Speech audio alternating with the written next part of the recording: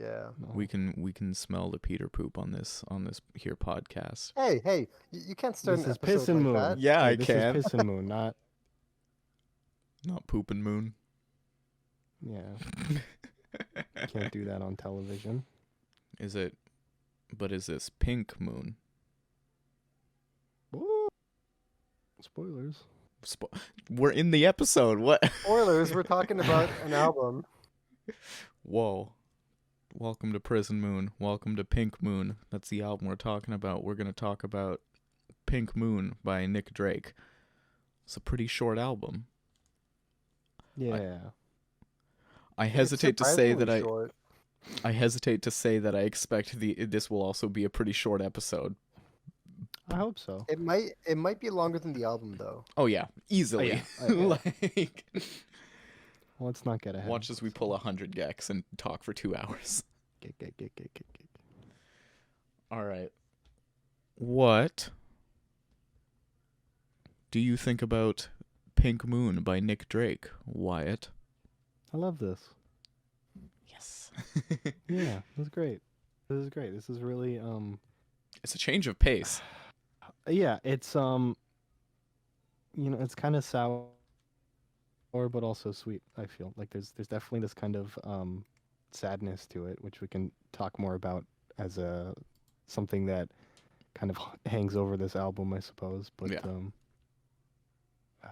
but also like like this effort to be joyful at the same time, which I admire as somebody who also has to make that effort from time to time.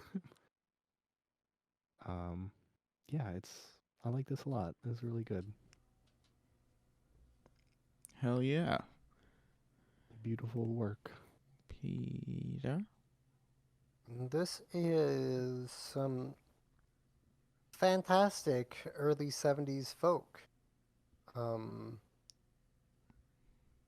Which I think might be the best era for folk music. So that's saying something. Damn, you really sleeping on the 40s here, aren't you? I actually am. I've heard like barely any 40s music.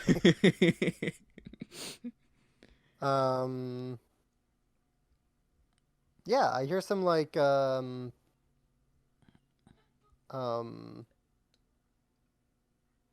trying to find some comparable artists. Maybe like a little bit of Neil Young.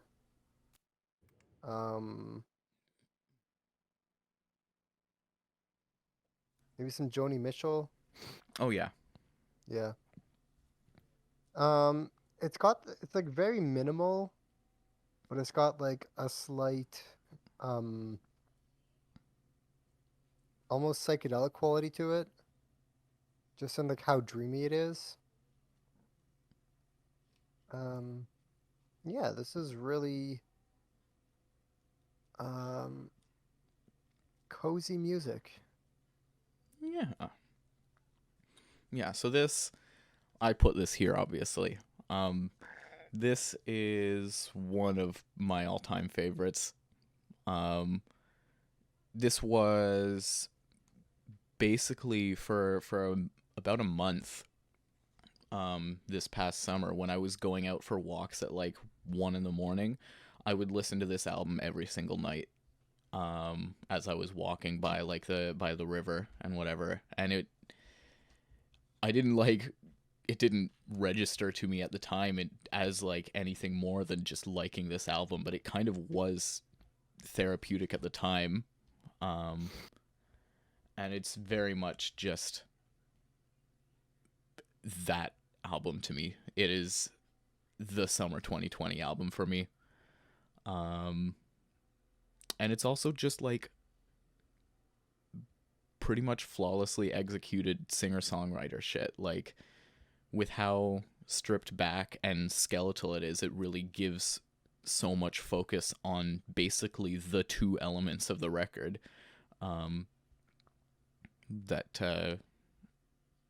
That we've got, and both of those are pretty much perfect.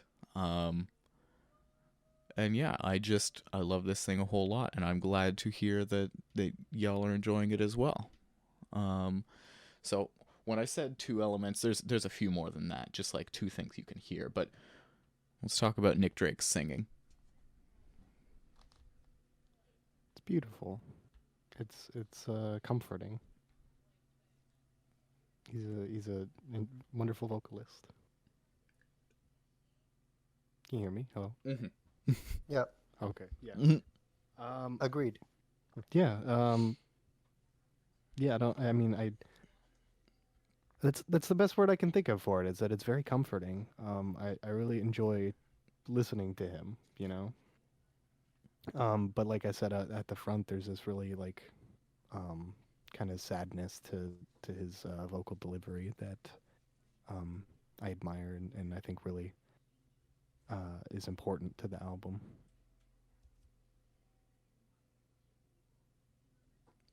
Yeah. Yeah. Peter. Yeah, I think um, that might be where I was drawing the Joni Mitchell comparison. Yeah, I could see it. Because it does have kind of like a bright and warm and very effortless quality to it. But there is a bit of like sadness behind that, and like there's some depth and pensiveness in these lyrics. Um,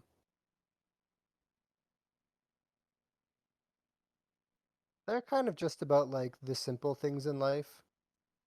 Um, which is really comforting if you're listening to it. If you kind of pick at the lyrics a little bit more, um, you're like, hmm, w- where's all this desire for like serenity and comfort in little things coming from? Um, I think if you look into the history of the album a little bit, it becomes a little bit more apparent. Um, he died a few years after this. 75, I think. 76. 76. Yeah. Um, yeah, but this is a beautiful um swan song, I guess. Um,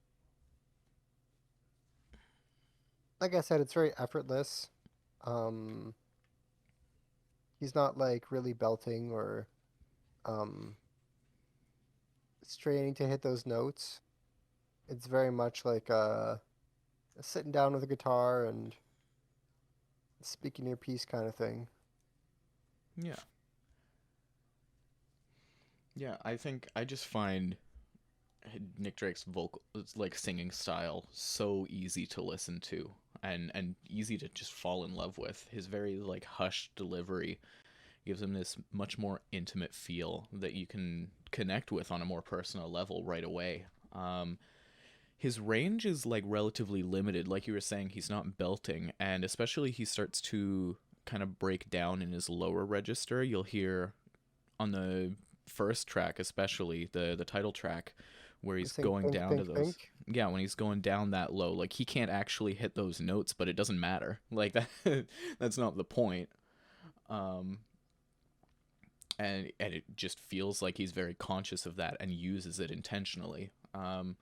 It's just so soothing to listen to, and it's helped especially by the fact that he's up so close to the mic and he's mixed so close to, like, just mixed so high, right? I mean, there's only two things, so he's got to be mixed high, but it On really on this does. track, there's three. Yeah, on this track there's three, but everywhere else, yeah, it all just feels very personal, which it is.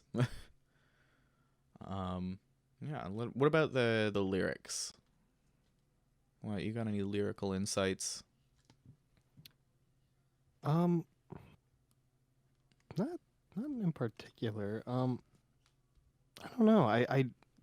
The soothingness of his voice means that I kind of like tune out the specifics of being saying, especially like with how as much like how the guitar is placed in the mix. You know, like I really just kind of hear the strumming more than I do the actual lyrics. But it's yeah, I don't think this is a like a lyric centric album.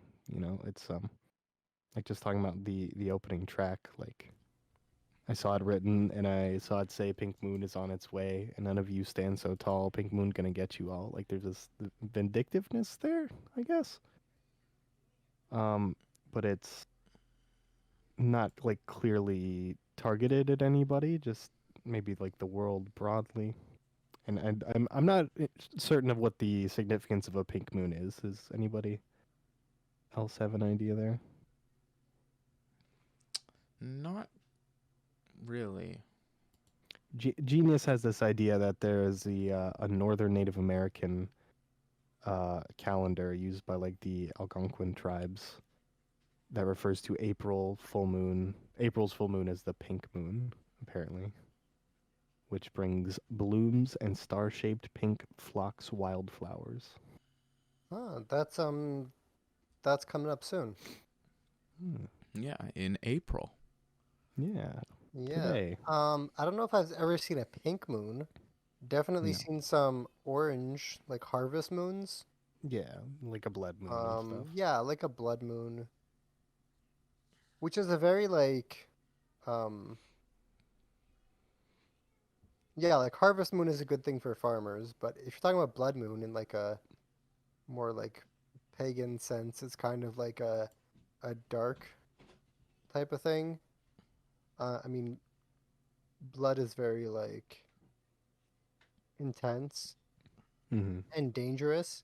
Um, so I was just thinking that pink moon was like a softer version of that. Mm-hmm. It's like this celestial, maybe even supernatural event, Mm-hmm. but it's Well, not so intense. It's like gentle. I see it as death, especially through what you're talking about, Mm-hmm. like this almost supernatural kind of celestial event that is natural and kind of calm, right? And I mean, given what we know about Nick Drake at the time and in the leading years, um, that does make sense to me. Um, yeah.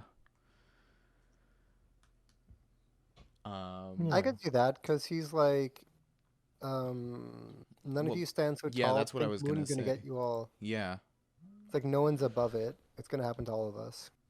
yeah. Yeah. I But can. it's Yeah, I see like, that 100%. but yeah, it's still like a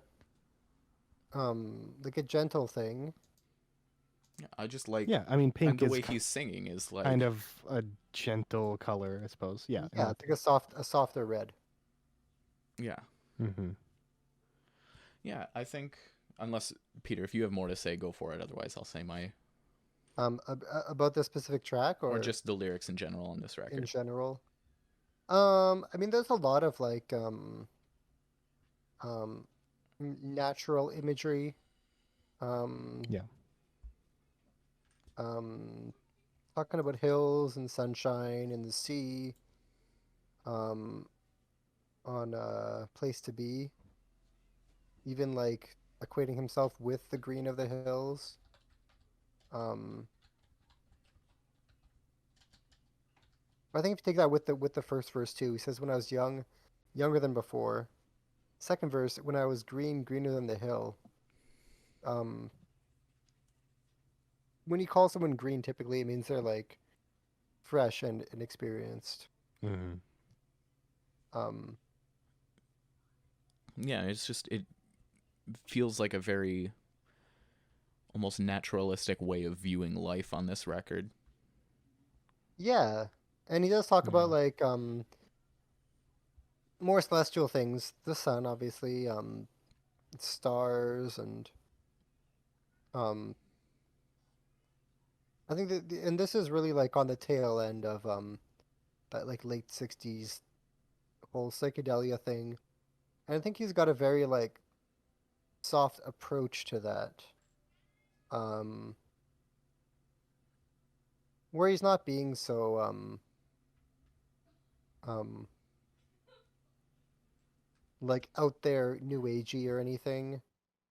Um, it's just this like acknowledgement of the power of nature over humans. Um, Hmm. and kind of how we're just like along for the ride and at its mercy, and that's not necessarily a bad thing. Um, I just got to go with the flow. Yeah. I think it's also just notable how simple the lyrics are here. Like most songs don't take more than a few sentences to be done. Um, but with so few words, he manages to evoke Yeah. so much, right? Um, I think it's also notable Hmm. how like subtly self-deprecating the lyrics can get, especially I think about the track Parasite, um, Mm. where the chorus is take a look, you may see me on the ground, for I'm the parasite of this town. Um, there's also the longest track, Things Behind the Sun, which, if I can pull this up, yeah, it has this much longer story. Um, and the longest track here is still like less than 4 minutes, but it's it gets quite wordy, and it places a lot of emphasis on almost like this mystery here. Um, Hmm. and you can kind of hear that in the instrumental as well. Um, and yeah, I just think the lyrics. I'm like you, Wyatt. I don't actually hear what's being said most of it. Like I catch the words and everything, but I don't actually Hmm. generally process what is being said while I'm listening to the album. Right. Like Yeah. I can look at these lyrics and I can like hum them in my head and I know exactly what they sound like when they're being sang, but when I'm actually listening, it's a lot Hmm. more, it takes a back seat. Um Yeah. I think that's mostly his delivery too. That's kind of like Yeah. um yeah, it's really like casual. it's almost like like I maybe not hummed, but it's very breathy. It's very, Yes. yeah, Yeah. it's hushed. Um but yeah, what about the other element of the sound here, the guitar? What? Love it. It's fantastic. It's beautiful. Like just folksy guitar. You know, it's twangy. It's like comfortable. It offers like a kind of energy that isn't present in his voice. You know, by design, I think. Like it paints this image of a figure who is kind of too broken to speak, and all that they have left to express themselves in any meaningful way is this guitar, I suppose. Um, and yeah, I mean, you know, the guitar and the voice are the two elements of this album, and they both work perfectly together and are also beautiful in isolation, I think. Yeah. Yeah. Peter, you got any hot guitar takes? Hot guitar takes. Excuse me. Um, no, I mean it's really um like bright acoustic guitar. Um, you got your strumming, you got your finger picking. What I like that he does here a lot is he'll play these really simple like two or three chord progressions. Um, and then just extend them to a point where it gets kind of hypnotic. I think that was a slightly like mystical quality that this took on. Um, where you have this really simple um guitar part that's just looping and looping. And he's got these almost stream of consciousness lyrics on top. Um, my frame of reference for this was like like a Bob Dylan or like a Sid Barrett type of thing. Um, which I kind of grew up on. That's really nostalgic for me. So I thought that was really cool. Um, yeah, I think a lot of the genius here is like how much you can say with so little, Yeah. because it is very stripped back and minimal. But it's just the way it comes out, and I think the production helps too, Yeah. where it's this really like um warm, full production for um the large majority of this album, just single voice and single guitar, Yeah. with the exception, I think, of the piano part on Pink Moon. I think that's the only one I couldn't, like, when I went through, I didn't notice anything else, and I don't remember anything else besides the piano on Pink Moon. Yeah. I will say, on my first listen, I was expecting more piano. I thought maybe he was like starting off the album with this minimal track, and then there would be more instrumentation and like he was going to build it throughout. But I think just like this, it works fantastically too. Yeah. Yeah, I think the thing with the guitar is like it does get surprisingly complex at times, and then like other times it's really simple and spacious in a way that gives every single note room to breathe. There's such like a profoundness to having the only instrumentation except for on the title track on here that makes every single note feel perfectly executed, and the actual playing is also just incredibly proficient in a way that might not be obvious to non-guitarists, but a lot of the time it sounds at first glance like two guitars, right? There are some times where you can hear like a lower guitar and a higher guitar, but he's playing both parts at the same time. And that takes an incredible amount of skill to execute. I certainly cannot do that, especially the way that he makes it sound so effortless. Um, yeah, and also just like some of the guitar lines here are super memorable. I think about is it yeah, No has this super simple one. It's the same thing, just a do do do do do do do do do do, and but it's just like it's given so much room to breathe that with just that and him humming, it fills out the whole sound beautifully. Um, yeah, there's just so much great guitar work on here that I think is like I almost said I think is half the reason I like it so much. That would make sense. That would be accurate, yeah. That that's half of the album. I want to shout out Free Ride real quick. Because he has this lovely part where um he's playing the same notes that he's singing. Do you remember what he says? It's like ba ba ba ba ba ba ba ba. Oh yeah. And then the Yeah, yeah, that I and love he's just that. like he's just finger picking, but he's like There's a lot of like he's emotion in like his playing, right? almost matching those notes and his like really um really like low key way of singing. Yeah, like his guitar has a voice. Um Hmm. it's not at all mechanical in any way. Um yeah, it's it's just amazing. How about the songwriting? So talking about like the fact that the songs are so short, that kind of thing, and what makes up those songs. Why?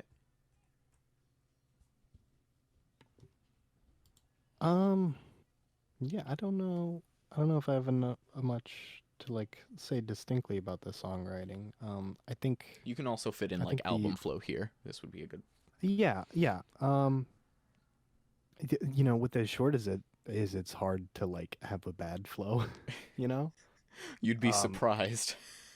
Oh yeah. Okay. Well. You Well, didn't then hear I that suppose I'm. 26-minute Green Day album. Oh no, I guess not. Yeah, I think there's a really like lovely flow.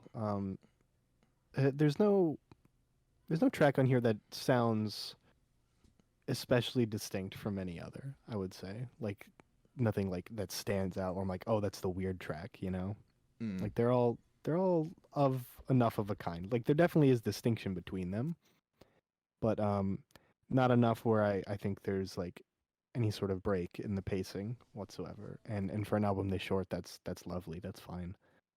Um, if we crank this album out to like more of an hour, then maybe I would enjoy a little more diversity to it. I But think like this this is a album would. perfectly I would go so far as to say this album would suck if it was an hour. yeah 100%. But what we have now is like the right size and the right pacing and yeah, it's just like yeah, it's done extremely well. I think the emotional journey that you're taken on through the different songs is maybe what makes them more distinct. Is like the different feeling that each one puts imbues within me, and I think even that the path that is traced through with those like works very well. You kind of have some a little more upbeat songs, a little more dour songs, all within a little bit of a standard deviation of each other, I think, and it works well. These songs are well written. Good job. Hell yeah. GG. Peter. Yeah. Um, I think some of that um melancholy kind of comes through on the second half of the album. Yeah. Um, I think maybe on like subsequent listens I noticed it throughout the whole thing. But yeah, I think it's kind of like more of a like on the surface good vibes type of thing.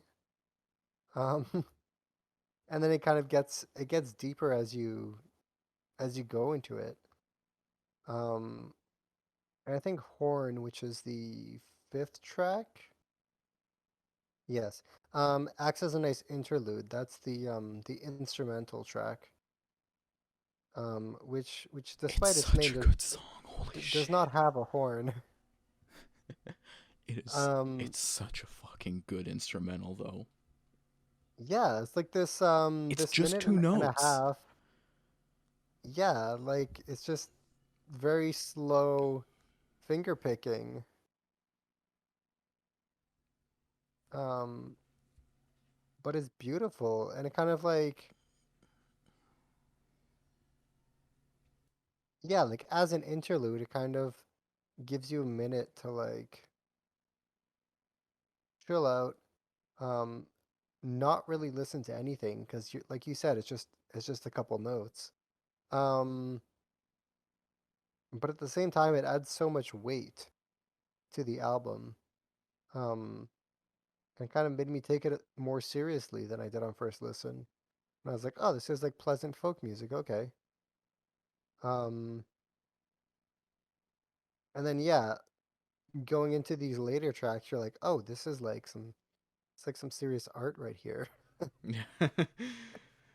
Um, I think he does have more like um straightforward strumming on the earlier tracks, and then the finger picking kind of gets a little bit more he's doing some more bends and more hammer-ons and stuff on later stuff. Yeah. Um, but yeah, I think as a little 28-minute album, um, it just breezes by, and I more often than not just put this thing on repeat and would just like listen it 2 or 3 times through. Oh yeah. Yeah, Yeah. and it's really easy to do that. From the Morning flows really well into Pink Moon. Sometimes I wouldn't even notice that it restarted. Until Yeah, you my get to the first- chorus of Pink Moon, right? Like, Right, right. yeah. My first same 2 thing here. listens were like that, which felt like 1 listen. Yeah, it is one of like the shortest, like like I would say, despite the other album that I would say was like the shortest 20-minute album being 100 gigs, I think this even feels shorter and just like how it flows so well. And it just works. Yeah, all the songs are very short, which gives it a very like it feels like it's constantly moving. If it were, I honestly think if it were still 28 minutes, but they expanded some of the songs and cut some of the shorter songs out, it wouldn't flow as well. I think having so many little snippets that are like between like a minute and a half to 2.5 minutes is perfect, and it keeps the album flowing without a single thing ever growing old or getting to the point where you can like almost predict it, right? But yeah, they all say what they need to and leave way for the next one. Most of the tracks have like less than 4 segments. Many of them don't even have a chorus. And by pulling back the instrumentation to such a bare skeleton, it gives the songs themselves the room to breathe that they need. And while I can't necessarily look at a song title and be like, oh, I know what that one is, if I click on it and I listen to the first like 2 or 3 notes, I can immediately remember the whole song and like why I love it so much. Yeah, it's just really fucking good songwriting. I would go so far as to say basically perfect. Whoa, Yeah, I said it. I like that. We got the vibes. Sad vibes. Yeah, they're sad vibes. I like, tell I me like about happy. tell me about the vibes. I don't know. It's a vibe of like knowing you're depressed and having accepted that. You know? Does that make any sense? Does that Mhm. track for anybody? Yeah, I Yeah. guess so. Like it's not sad in like a cry for help sort of way, you know? It's like person's like, yeah, I'm sad. That's okay. And I admire that. This feeling of like acceptance, I suppose. And there's a certain peace that comes with that feeling that I think this album has captured. Yeah, so overall, like these album the vibes make me kind of reflect, but feel sort of good about it at the same way. I don't know. It's a weird mixed feeling. Anyone else got a different vibe? Yeah, Peter, that are about you sums it vibing? up. To me, these are like the comfiest vibes. Like these are, I think, having that um, melancholic quality makes it more comforting than like something that's just like huge grin, partying, enjoying life kind of music. Like, Nathan, I think you said this is good like walking at nighttime music. Yeah. Yeah, I could see that, but it's also really good like just laying in bed and thinking about Yeah. life music. Um, Maybe it's good music. I think it is good Period. music. I think we can all agree on that at least. I actually think this is bad music. I'm sorry. Well, you can get the fuck out. Leave. It's one of my Just all-time go. favorites, and I think it sucks. Yeah, my favorite album to dunk on. Let's go. This is your moon, Nathan Pink. Oh! Wow. Damn, doxed. You can cut that part out. Sorry, I didn't know we I'm weren't not gonna doing. go find that and scrub I that out. didn't know That's we in. weren't doing real names. Um, Why it's an alias? I don't know if you two knew that. I actually didn't. No, that's my. It's real not. name. No, Oh, it it's is, not. yeah. It's No, not. no. Fucking no. I've got this dude on Facebook. Imagine if he used an alias on yeah. Facebook. I used got to my do my that. fake book for all of my internet friends. Yeah. Anyways, That's my real name. Were we That's no talking about problem. vibes? yeah. Yeah. Very very heartwarming vibes. But the kind that can like, um, also break your heart if you vibe too hard. Damn. Yeah, I mean, like I said, this was my comfort album through quarantine, and I can't really do justice to how important to me it was at the time, whether I realized it or not. The soundtrack to many 1 a.m. walks along the river, and other times where I just like lay in a field for the full 28 minutes and just listen. And it's just like a really tragically intimate vibe, and given the circumstances that came after, it's only made more emotionally intense. Um, yeah, it's the the vibe is kind of why you're here. Um, It's a vibes album. yeah. Mhm. All right, let's talk about some songs. All right, anyone got any songs they wanted to?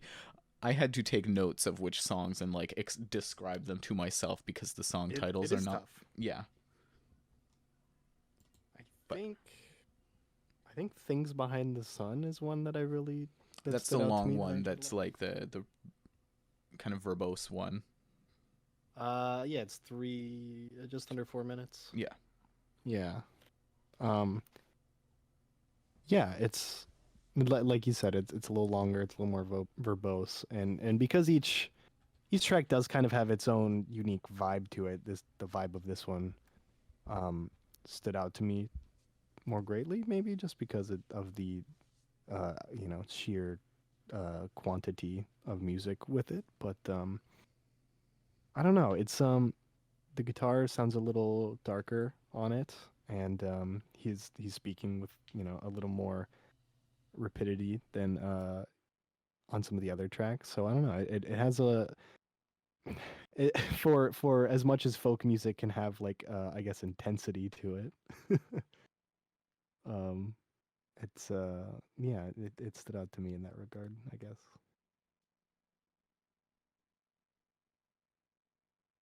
Hello. Hello. Okay, That I don't know if I lost y'all. that I was that just was a standout track for sure. yeah. It just sounds like relative to the other stuff here, it almost sounds like epic on this small scale. Like not Epic. we've we've described a lot of other music as epic here. This is nowhere near those highs, but in a way like it is for something at this scale. Is that the one with like the really pretty chord, the key change too? Yes. Ah, yes, yes. That was a standout moment on the It's a album. really good keychain. I already shouted out Horn. That was a really cool little Yeah, they're only ever instrumental. playing like two notes at once, but it all feels so like measured. It's yeah. Road. Yeah. Yeah. Road is really nice. That's kind of a yeah, it's like a pressing forward kind of song. Makes some like Jack Kerouac vibes. That one feels like when you listen to it, it almost feels like it's gonna be an instrumental for a long time. It's like almost a minute and a half when the when the lyrics finally start.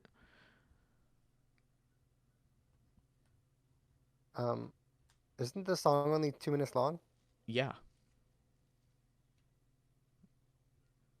Or wait, Oh, you're right, actually. Yeah. Yeah, but it's really I don't know, it's Yeah. just really simple, but really powerful, which is this whole album, I guess. Um, what's another beautiful one? Parasite. It's a good movie. That's a good movie too. That's also a bit of a darker track. Yeah. Um, yeah, you may see me on the ground, for I am the parasite of this town.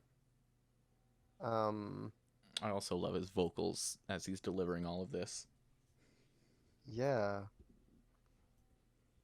This is more like it's almost like a social commentary. Um, seeing the light in a station bar, traveling far in sin, sailing downstairs to the northern line, watching the shine of the shoes, hearing the trials of the people there. Who's to care if they lose? That kind of relates to our past Patreon episode about 12 Angry Men. Plug, plug, plug. Blum, blum, blum, blum. Um, but yeah, again, this is very much like very intimate, very like um kind of like everyday slice of life type of stuff, but framing it in this grand scheme of things. Um, kind of like making you realize that maybe it is the little things that matter. Yeah. Yeah, because these are all real people, real things going on. Harvest Breed caught my attention. Might also be because I was comparing Nick Drake to, um, I see. yes, because this is Pink Moon and Harvest Breed could be like, I was thinking Harvest Moon. Oh. Harvest Moon, the album by Neil Young, not the video game. Yes. Oh, I never think. mind. I take back my surprise. Oh, you were thinking the video game. Yeah. Oh, no, no, no. Yes, which is also a very good folk album from the 70s. Um, um, yeah, but this is very like lyrically this song is really just one verse. Yeah, Um, it's really short as well. it's really short, but it's got that kind of natural imagery that I was talking about. Yeah. Um, yeah, kiss the flowers that bend, and you're ready now for the harvest breed. Um, which I'm not exactly sure what this means. Whenever somebody talks about like plants bending, I think of that old like saying about like um I'm not sure exactly what it is, but about how like um trees break in the wind, but like grass won't because it bends. So it kind of made me think about that a bit about like yeah, not being too rigid, um being more loosey goosey and letting the strong winds of life kind of bend you instead of breaking you. Um, so Yeah. again, a little bit of um, sadness because there are heavy winds in life, but also there's like a positive spin on it that it doesn't have to break you. Yeah. I mentioned earlier, but I'll mention again the track No. Um, that super, super simple guitar line. Literally just 4 notes. Um, and like he's just humming over it, but it's so good. Like it's just like it feels so warm and welcoming. Um, I also you talked about most of the other ones. We haven't talked about the opening track. Oh, I guess we kind of We did did. with the piano and stuff. Yeah, I think when we were doing lyrics, we mainly talked about that one. Yeah. Place to Be. I really love that one. It feels Mhm. even more intimate than the first one and kind of like solidifies the tone that that one started to set. Um, you mentioned Free Ride already. From the Morning is just like the perfect closer to this record. Um, yeah, I think we've already talked about all the songs. Um, do we wanna do some final thoughts? Yeah. Yeah, let's do some of those. Let's do it. What? Yeah. Yeah, this is a just, really beautiful reflection on some really like dark thoughts and feelings that this person clearly struggled with and tried to process in as productive and healthy and artful of a way as they could. And for that reason, I really think this is a substantial piece of art that I'm happy exists. To sorry to jump on that for a second. I think it's also notable that like Nick Drake had no audience before he died. Right. I Like was reading about that. like he was by no means like a martyr or anything like that or like a big name or anything. Like he didn't have questions to answer. He was just making music for Yeah. his own sake.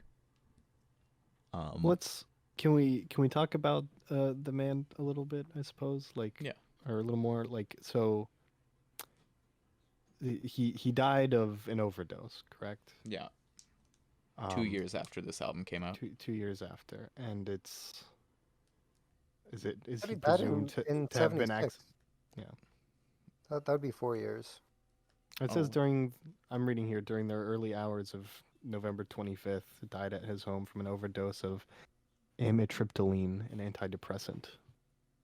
yeah. Hmm. It's Um, unknown whether it was intentional or not, but yeah, I'm reading that there was no note left behind, but a letter addressed to someone named Ride. Don't know who that is. I assume it says that earlier in the Wikipedia page, but a letter was found close to his bed. MC Ride? I MC was Ride trying letter to not. I MC was Ride. What? trying not to. Well, there's a track called Free Ride here. Is that It's connected? RYDE. Is how it's spelled Oh, here. okay. Yeah. Okay. Here let's do a control F and figure out who that is. Sophia Ride, um, who has been described as the nearest thing that Drake had to a girlfriend in his life, but Hmm. she used the description best girlfriend, like best friend who was a girl. Okay, gotcha. Yeah. Hmm. Um, yeah, that's so that's sad. Whatever the case was, like his depression led to his death, Yeah. in whatever form that was. But I like to think that a work like this probably kept him going longer, by Yeah, and having made it. I think it's almost like I don't think the outcome would have been any different had he had any fame at the time. Right. It might Like have been it worse. exactly. A Like lot of people that's struggle with that. like I think the fact that he was able to make this just for himself um gives a lot of just like it's a lot easier to look back on this and see it as a masterpiece than were it at the time, where you could still like interact with and engage with the artist, I guess. Was it is it a situation where like his death is what brought interest to his work, or did it come sometime after? It I'm not came in When 1999 apparently. really? One of the songs was used in I believe, car commercial. Really? what?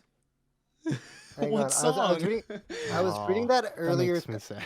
I was reading that earlier today. I'm gonna find out what it is exactly. Jesus Christ. It probably wasn't off of Um, this album. His earlier two, so he had two albums before this, and they are not nearly as depressed as this one. Mhm. They are still depressed, but not like as obviously so. It does say here in 1999, Pink Moon was used in a Volkswagen commercial, I'm gonna There find you you. go. boosted the album sales in the Jesus. U.S. from 6,000 in 1999 to 74,000 in 2000. Holy shit. I hate that. Yeah, that's what I was reading. Yes. I hate Fans that. use the file sharing software Napster to circulate digital copies of Drake's music. Yeah. Yep. Let's go Napster. But also in like 1998, there was a documentary about Nick Drake, produced by the BBC. And in like the mid 80s, Kate Bush, Paul Weller, Black Crowes, and Peter Buck of REM, Robert Smith of The Cure, all cited Drake as influences. So Yeah. like it appears that he was like known to a degree for a time, and then like became probably, I assume, notable enough where like the Kind of three the of us peak have of heard his- yeah. about him after a fucking Volkswagen commercial.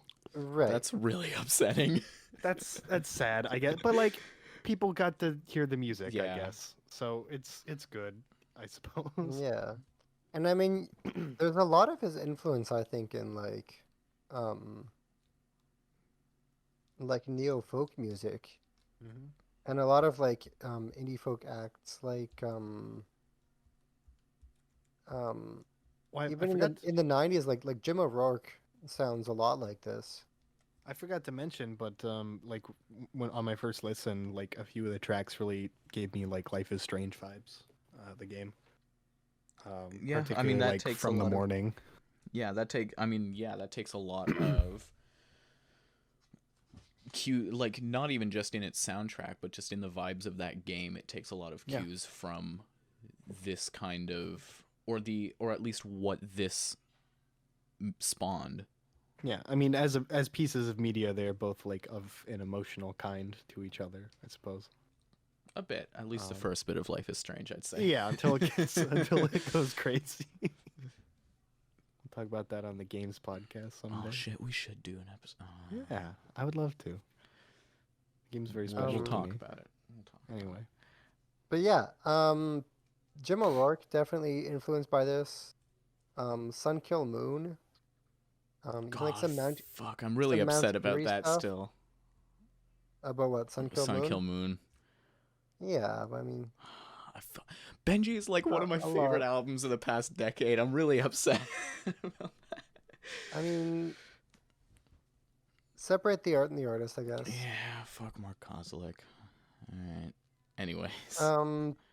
But yeah, there's also the Boris album, Akuma no Uta. Which sounds nothing like the Nick Drake album. No. It takes Sounds influence from. nothing like the Nick Drake album, but the album cover is a very direct reference to Nick Drake's other album, Brighter Later. Yeah.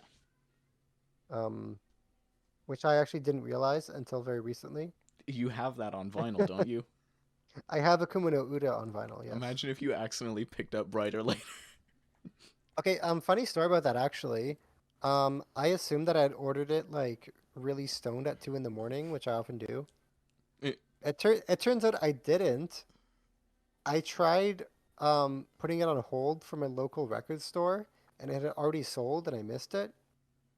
And my sister saw the comment and ordered me a copy online to my address. Nice. So it was a birthday gift from my sister that I didn't know was a birthday gift. Amazing.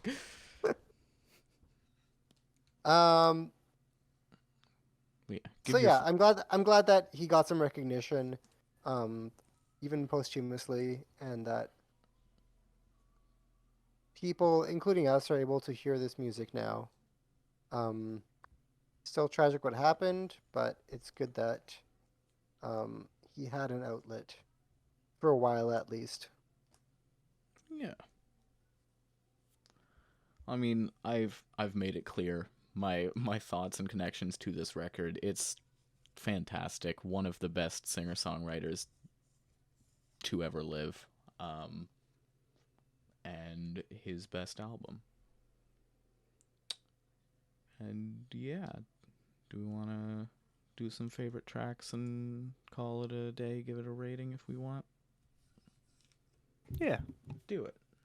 Favorite Bastard. tracks. I'm not. Hey. Do it. Hey, Yeah. Favorite tracks. Not in really any particular order, but Things Behind the Sun, Pink Moon, Road, and Parasite. That's 4. And is that 4? Oh. Yeah. Let's say Horn, From the say Morning. Horn, say it. Oh, that's okay. oh, Which one? for a second, I was I thought you saying- were gonna have the same top 5 as me. Oh. Almost. Are we writing now, or are we going around tracks Yeah. first? I love this. This is 10. Fuck yeah. Yeah. My favorite tracks are Pink Moon, Things Behind the Sun, Place to Be, Parasite, and Road. And this is a solid 9 for me. Hell yeah. I'd say my favorites are Parasite, No, Horn, Pink Moon, Place to Be. And it's a 10. Ooh. You Is you this- already is this- knew that. Is this our highest rated album yet? You know, We got 2 10s in here. That's possible. I think Tens it and a might 9. be. And honestly, I'm happy with that. Yeah. Yeah. So Beautiful album. I'm really excited about this next episode because it's our first new album review. We're going to talk about the new Godspeed album that came out today as of recording. I got it a day early and have been listening to it already. I think I've listened to it 6 or 7 times. I have Can some we- stuff to say. I'm excited. Can we actually title the upload Piss and Moon for that one? Please. Yes, Fine. we have to. Yeah. Fine. But next, after the Godspeed episode, what's our album? Oh, are we doing metal after that? Yeah. We're talking I about thought we were doing metal every 2 weeks. What was our last metal? Our last metal was Blackwater. holy Whoa, Peter. Whoa. Peter. Oh. Oh, they're gone. Oh, we lost them. Am I back? You're back, but you sound different. Or Hello? maybe you're not back. Oh, I see sound. I see a green ring around your name. Oh, can you hear them? yes. Oh, There oh, we go. oh. Am I audible? Yes, Yeah, you're you sound good. great. You were definitely audible before. Okay, weird. Wait, did it cut out? Did you hear what I said? like went, well, yes, you cut out, but right before you did, you went and like bass boosted. Yeah. Oh no. I was saying our last music episode was the metal episode, Blackwater Park. Yeah. Hmm. Yeah. So don't we do those every 2 weeks? Yeah. Yeah, Nathan.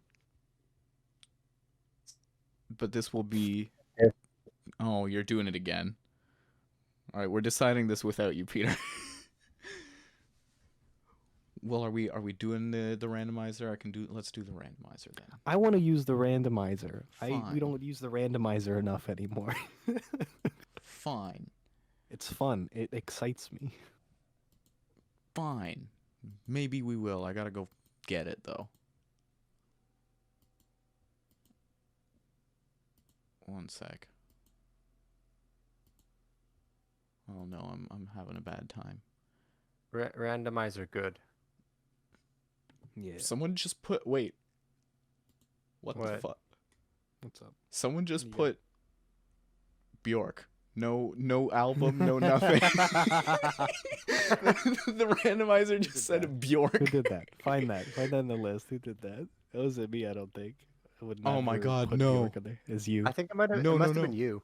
No, What's what up? happened is your randomizer's broken and it goes from every single sheet.